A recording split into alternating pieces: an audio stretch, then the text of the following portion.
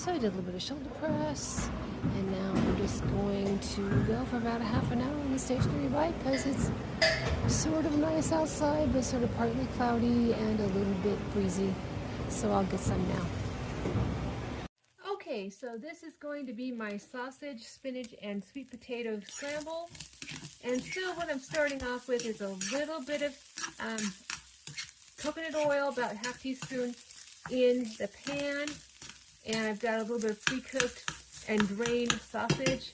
I'm going to add some red onion, and I'm going to let this cook for a few minutes just to, soften up the onions, of course. Sometimes the words escape me. And then I have some sweet potato with a little bit of chopped garlic and some dry thyme. And I'm going to put that in there.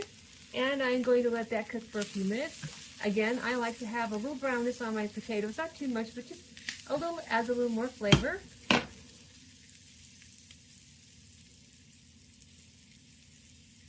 By the way, I should have put this in a non-stick pan. I recommend a non-stick pan for this.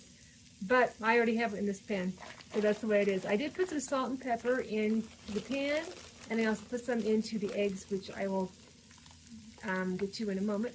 And I'm going to put some spinach in there and let it wilt before I put in the eggs. So now that it's wilted, I'm going to go ahead and take my eggs and put them in there. And this is going to be a wonderful meal, in my opinion, since I'm the one eating it.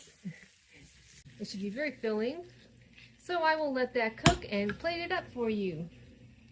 So here it is plated up, and yes, it's simple fare. It's not going to be on the cover of Savoir, I forget, anyway, Fine Dining magazine or whatever.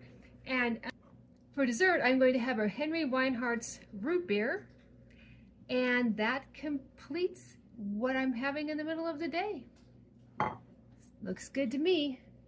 So for dinner, I have raspberries, grapes, and a black cherry yogurt. And that completes my day.